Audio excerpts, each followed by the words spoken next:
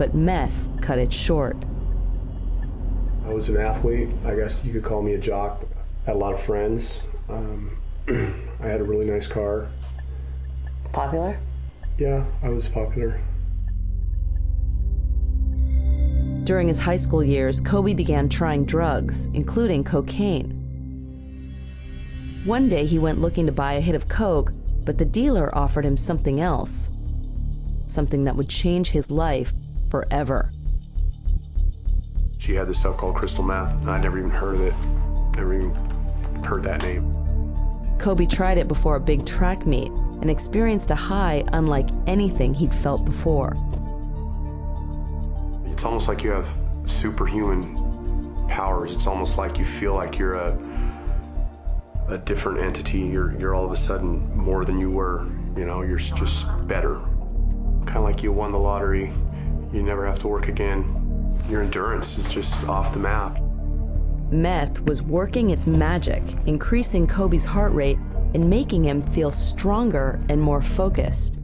And I remember after I consumed the meth, the first event was a shot put, and I threw the shot put, and I set the school record at that meet for the shot put. So the first time you did meth, you set the shot put record? Shot put record for my school. But over the years, the more he used the drug, the more he needed it. He dropped everything to get his hands on more meth.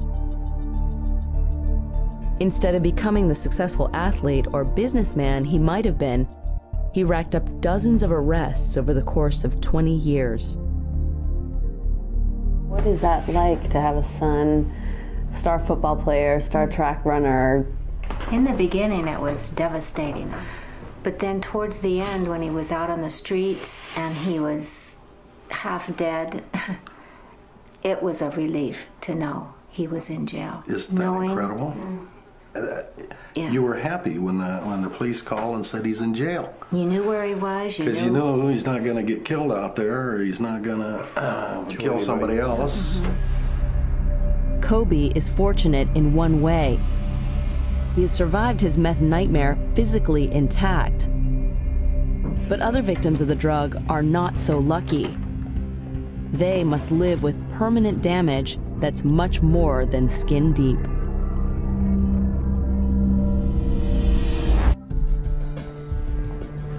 Deputy Brett King of the Multnomah County Sheriff's Office is taking us inside a Portland jail to meet an inmate. One of many whose body and mind have been damaged by meth. Okay, ladies, we have cameras going inside this housing unit. If you do not want to be on camera, do not be in the view of the camera. How long have you been? I've been clean for 7 months. How long did you use meth? All my life. I really wish we were doing this in a different room. Okay, you're uncomfortable? Very, very. Yeah, we can.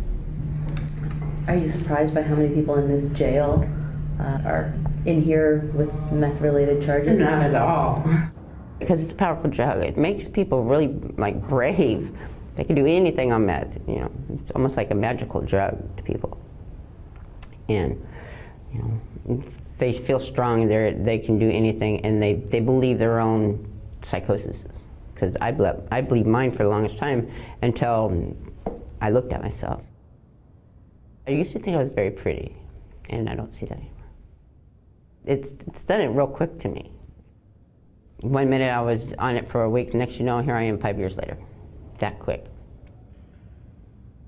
I'm ashamed. And I don't know.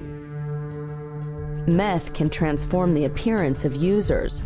While under its spell, many feel a crawling sensation and begin to pick at their skin, creating open sores. And that's not all meth does. Julie is experiencing one of the peculiar side effects of meth use. She's losing her teeth. I don't look like Julie anymore. My jawline right here is basically deformed. So does that hurt right now when I tap on it? Okay, how about this one? Ah. This kind of tooth decay is so common among meth addicts, it even has a name: meth mouth. They need to be addressed in another appointment. Because there's teeth missing in the back, you're doing a lot of your chewing with your front teeth, because these teeth are basically working in a way that they were not necessarily designed for. Julie's mouth should look like this. But meth destroys teeth by impeding the flow of saliva. Because many addicts don't drink enough fluids, bacteria as well as natural acids can accumulate, eating away at enamel and gums. Julie has lost 12 teeth. And there's another reason for meth mouth. Meth addicts often don't brush their teeth or visit the dentist.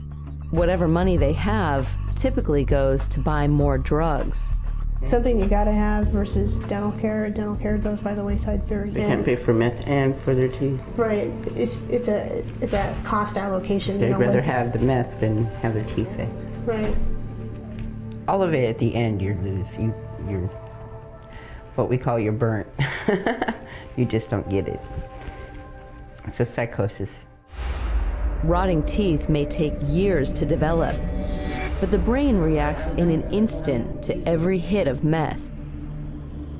At first, users can feel euphoric, energetic, and confident. That altered reality is what attracts people to drugs in the first place. In 1 year, a reported 1.4 million Americans used meth at least once, including many who seem to have nothing to escape from. Like Janelle Hornicle, who grew up in the lush farmlands of Nebraska. She has no known history of drug use, but on this night, she's been to a party and she's high on meth, a drug that 1 in 20 college students say they've used. She and her boyfriend, Michael Walmsley, tried it earlier today, possibly for the first time. They've been trying to make their way back home, and now they've driven their truck off the road and into the snow. 911, These are the actual recordings of their calls to 911. You can hear the meth talking, and that means trouble for those who are trying to find them. what's the address? It's the street right by my apartment. What is the address? Omaha, Nebraska 68124. Appleton Plaza. I don't know how to get out of here. The police are on the window, okay? Okay. The couple thinks they know where they are, but they don't. Janelle tells the operator to search for them near their apartment building in Omaha, but they're actually about 20 miles away in a remote farm area. What brought you to that location? My pickup. Why would your pickup go to that location? I don't know. With the blizzard raging outside their truck and meth raging inside their brains, Janelle Hornicle and Michael Walmsley are locked in a dangerous battle against their own minds. It's just the beginning of a meth-induced nightmare. Each individual had ingested enough methamphetamine to affect their judgment. Henry Nipper is a toxicologist at Creighton University in Omaha, Janelle Hornicle's school. With meth sweeping across the heartland, Nipper has seen firsthand how the drug affects its victims.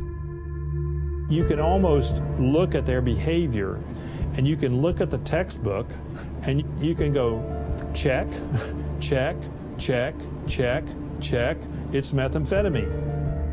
That night, the wind chill temperature is about 10 below zero. The truck gives them their best chance of survival. They have about a half a tank of gas, enough fuel to keep the cab warm until sunrise and beyond. It's an obvious choice, a no-brainer even if you're high on most other street drugs. But meth is different. It combines the hyperactivity of cocaine with the delusions of LSD. Meth causes the heart to pump faster than normal. Janelle and Michael